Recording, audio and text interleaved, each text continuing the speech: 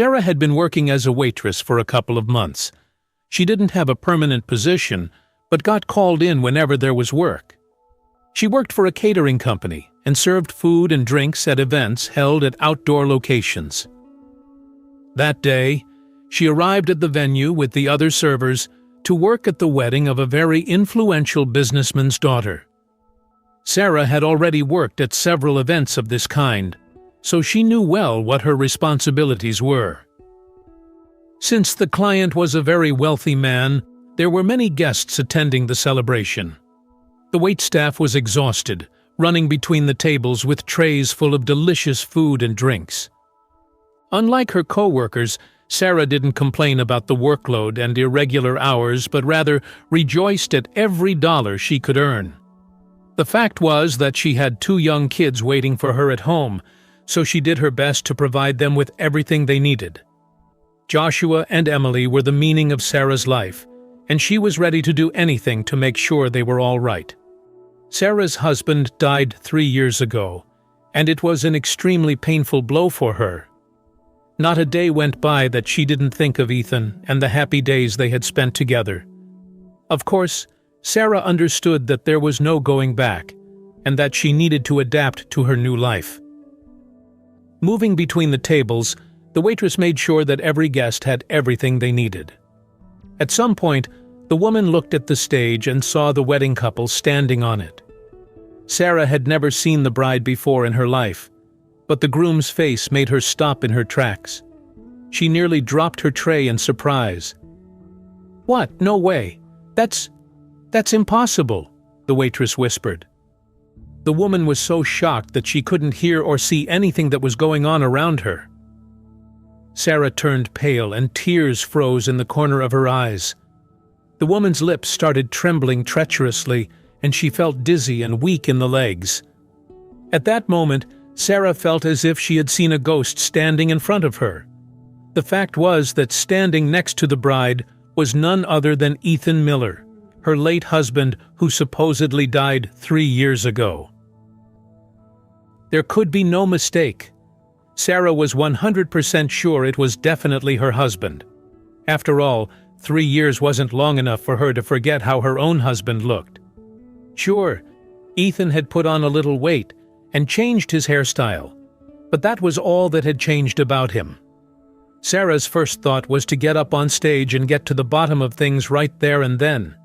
But when she saw the crowd of excited guests surrounding the newlyweds, she changed her mind. Needless to say, the woman could barely do her job in such an agitated state. She was literally shaking from the realization that she had been deceived in such a shameless way. Sarah had been mourning her husband all this time, going to his grave, laying flowers on it. "So that's where you've been, Ethan," the woman thought. Sarah patiently waited until her ex-husband stepped off the stage and went to his table. She set out to implement her plan, climbed the steps to get on stage, and took the microphone. She knew exactly what she was going to say to the newlyweds. However, the guests were so busy having fun that they didn't even notice the waitress who climbed up on the stage. For some inexplicable reason, it was only her boss who visibly tensed up, realizing that something bad was about to happen. "Can I have a moment of your attention, please?" Sarah said, taking the microphone in her hands. "I'd like to congratulate Ethan and his bride on the day of their wedding. May your life be filled with the kind of happiness you've been dreaming about," Sarah continued. At that point, the guests started to grumble. The woman didn't learn the reason for their indignation until a little later, when her boss literally dragged her off the stage and started berating her for what she had done. "What do you think you're doing? And who's Ethan?" "The groom's name is Andrew Collins. He's a businessman from Chicago. Why did you even think to get up on the stage? Your area of expertise is here between the tables." But there was no convincing Sarah. The woman saw the fear that flashed in Ethan's eyes, which meant that she was right. Of course, the man pretended to be genuinely surprised at the words of the waitress and claimed that she mistook him for someone else. It looked very convincing, but Sarah knew that Ethan was lying. "That's not Andrew Collins. "That's Ethan Miller," the woman kept thinking. The guests quickly forgot all about the incident and continued to have fun celebrating the newlyweds.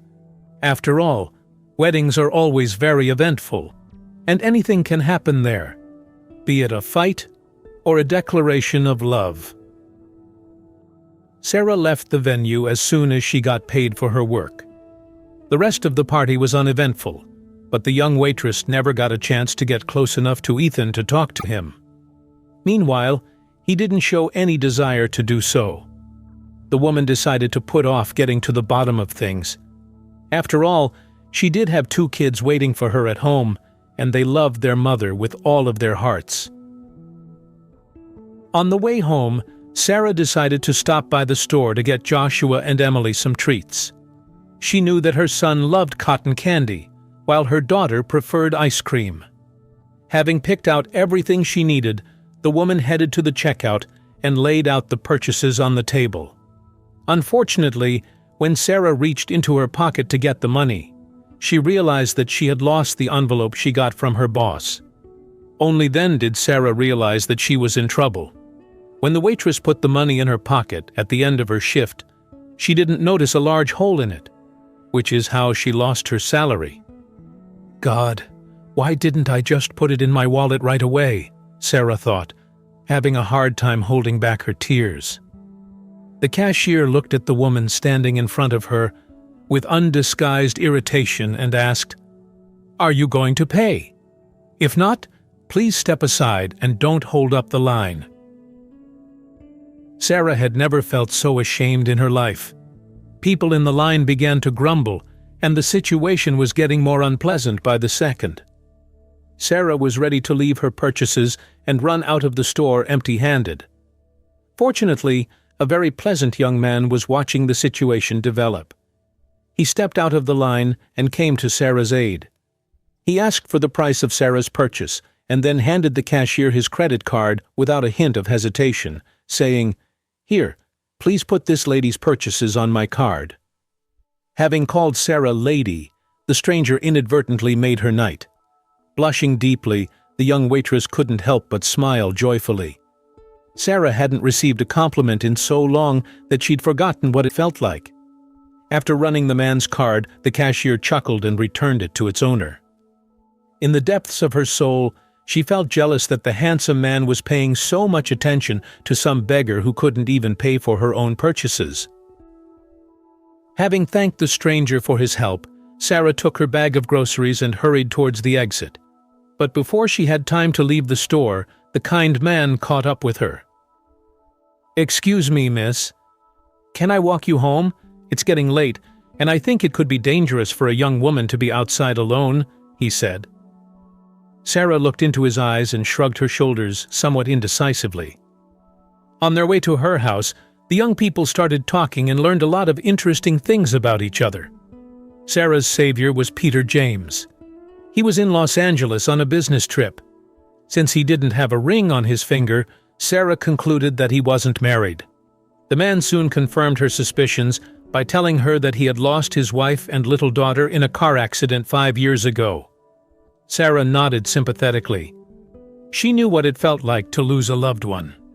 The young people enjoyed talking to each other so much that they didn't even realize when they reached Sarah's home. The man shook her hand politely in parting and said goodbye. Sarah invited Peter to come inside, but he politely refused, although he did ask for her phone number. Frankly speaking, Sarah didn't think they would ever see each other again. Nevertheless, she gave him her number. Inside, Joshua and Emily were already waiting for their mother and immediately pounced on the treats she brought them.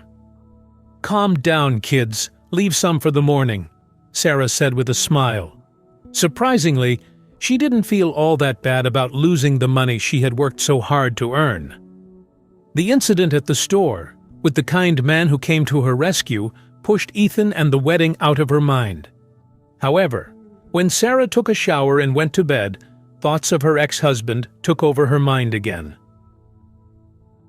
Inadvertently, the woman let herself go on a trip down memory lane, which took her back 7 years to when it all started. She was a freshman at the university at the time, studying economics. The young woman was confident that her life would be full of great things. She came to San Francisco from a small town and hoped to settle there. Sarah's parents were bankrupt farmers from Oregon, and therefore they couldn't afford to help her much. Sarah was the eldest of 5 children, and she understood that she couldn't count on her parents' help for much longer. The young woman felt that moving to San Francisco would change her life. Her intuition didn't fail her, and soon a new kind of life started for Sarah. Neon signs, the frantic pace of life, and the never-ending humming of cars turned her head and literally drove the naive provincial woman crazy. Then she met Ethan at one of the student parties. When you're young and full of energy, any event can be made into a celebration of life. That day was no exception. Ethan immediately noticed the pretty young woman who mostly kept to herself, thus making it obvious that she wasn't local. Ethan was great at courting, and therefore he quickly turned Sarah's head and won her heart. Flowers, gifts, dinners at expensive restaurants, it all simply couldn't leave the inexperienced young woman indifferent. At first, the young people were just friends, but they quickly crossed that line and became lovers. Initially, Ethan didn't tell his girlfriend where he worked, but when their relationship became more intimate, he told her that he was a businessman. However, whenever Sarah tried to find out more about his line of work, Ethan always changed the subject of the conversation. It was clear that he didn't want to talk about his job. Over time, Sarah just stopped asking him about it and simply accepted the fact that Ethan wasn't going to let her into that part of his life. But when he asked Sarah to marry him, she didn't seem to care about it anymore. At first, life with Ethan seemed like a fairy tale come true. The couple spent their honeymoon in Miami and then settled in the suburbs of San Francisco, having rented a house. First, they had a little baby boy, Joshua, who was soon followed by a daughter, Emily. The kids were born just 1 year apart. Back then, Sarah truly believed that her life was perfect, and there was nothing else she needed to be completely happy. Everything was great. Sarah and Ethan had an amazing relationship, and the young family had enough money to cover all of their needs. But then strange things began to happen. First of all, it was the changes in Ethan's behavior. All of a sudden, he became very suspicious and extremely cautious. The man was afraid to answer phone calls from unknown numbers, and he stopped opening the door to strangers. At first, Sarah thought that it was just a precaution, but then she realized that something was going on with her husband. "Honey, are you having some kind of problems?" Sarah tried to ask him. But Ethan flat out refused to talk about it, and then he suddenly disappeared. There was no warning or anything. Ethan simply got into his car and went to a business meeting, but when he did not come back home for dinner, Sarah got worried. He didn't answer his phone, and the woman simply had no other way of contacting him. The next day, Sarah went to the police, but the officer told her that she needed to wait for 3 days before she could list him as missing. Anything could have happened. Men can sometimes go off the grid for a bit and then return home as if nothing had happened. There's no reason for concern yet. But Sarah could feel it in her heart. Something terrible had happened. In fact, she didn't even know if her husband was alive or if she'd ever get to see him again. It was only then that Sarah realized that she didn't know anything about Ethan. She couldn't even go to his office because she had no idea where it was. Moreover, she didn't find anything in his home office that could help her identify his place of work. At that moment, an interesting thought popped into Sarah's head. What if her husband was a con artist? 3 days later, the police started searching for Ethan, but they never found him. Moreover, in addition to the businessman himself, all the money disappeared from the family's accounts, and the man's car was found several miles outside the city. It was parked in the forest and had broken windows and mangled doors. When forensics examined the car's interior, they found bloodstains on the seats and concluded that the blood could be Ethan's. Despite the fact that the businessman's body was never found, everyone assumed that he was dead. Sarah was no exception, even though at first she truly believed that the police would find Ethan. It's hard to even imagine what the single mother had to go through before she came to terms with her new reality and found the strength to move on with her life. It was only her little kiddos, Joshua and Emily, who helped Sarah find the will to keep going. 3 years flew by like a flash. During this time, Sarah kept thinking about Ethan, who simply disappeared from her life, leaving behind many unresolved issues. The woman still didn't know where Ethan worked and why he was killed. Sarah didn't believe that her husband was a criminal, but she didn't believe that his death was an accident either. And now, having arrived at that wedding, she saw that he was alive and well, standing next to his rich bride. All this reminded her of her own wedding, when she also stood next to Ethan and felt truly happy. On the other hand, Sarah knew that getting involved in her now ex-husband's life wouldn't really solve anything. How would it help me if I caused a scene?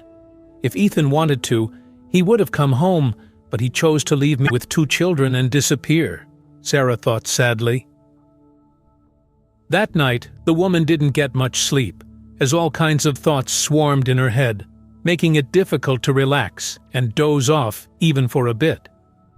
Nevertheless, the next day promised Sarah new troubles and worries. Having had a hasty breakfast, she took the kids to daycare and thanked her neighbor for taking care of them the day before. Mrs. Harris, a single woman in her 70s, helped Sarah for free, taking on the role of a nanny. But before Sarah had gone even half a mile away from the house, a man stepped out of a car parked on the side of the street. When she turned her head, Sarah shuddered. It was Ethan. The man recognized her and waved for her to get into the car. At first, Sarah felt rather agitated and somewhat scared, but seeing that there were a lot of people around, she decided to accept the invitation. Of course, Ethan didn't throw himself into her arms and didn't ask for forgiveness. Instead, he kept saying that it wasn't his fault. According to Ethan, 3 years ago, he needed to disappear and cut all ties that could eventually lead to him. At that moment, Sarah realized that her first guess was correct. Ethan really was a con artist who moved from place to place, deceiving his investors. When they were about to catch him, he changed his last name by getting married and thus acquired temporary families. This wasn't the first time he staged his own death either. "So, how many ex-wives do you have around the country?" Sarah exclaimed. "I don't think you need to know this, but I never loved anyone as much as I loved you," Ethan hurried to reassure the woman. Sarah didn't doubt for a second that he was lying to her. She finally learned to tell when she was being deceived and thus didn't believe a single word coming out of Ethan's mouth. Meanwhile, the man kept talking and talking about how all these years he only thought about his family but was afraid to come back. Sarah quietly listened to her now ex-husband, and only at the end of his monologue did she reply, "Who are you trying to fool, Ethan? You'll never, ever see your kids again. They think that you're dead, and that's how it's going to stay. You have a new life, a new name, and a new wife, so go ahead, live your new life. But remember that one day your house of cards will come crumbling down, and you'll have to answer before the law for everything you did." Ethan turned pale and started saying something about having left his criminal life in the past. Sarah didn't really believe him, but chose not to dwell on it. Instead, she got out of the car and went about her business, finally leaving her past in the past. She knew that now she definitely wasn't going to see Ethan ever again. With each step she took, the woman's confidence grew stronger, and for the first time in several years, she felt free. Now she was no longer held down by the memory of her husband, who disappeared under mysterious circumstances, leaving her with her 2 young kids in her care. A whole new life was waiting for Sarah, and she knew that she was destined to find her true love. She decided to start by setting up a meeting with the kind man from the store who helped her pay for her purchases. Sarah truly believed that Cupid was working to help her find true happiness. Peter was very glad to see Sarah again, and therefore he took this opportunity to ask her out to dinner. The first date was followed by the second, and then the third. This time, Sarah was in no hurry to make things legal, and only agreed to marry Peter a year after they met. Around the same time, she heard about Ethan again. He was running yet another scam and got caught, which got him featured in many news reports. Sarah took it rather calmly, but she didn't feel even a drop of sympathy for her ex-husband. Ethan got what he deserved, which was a 5-year sentence in a state county jail. Sarah, on the other hand, was enjoying her life together with Peter, who not only became her husband, but also took it upon himself to raise Joshua and Emily as if they were his own biological children.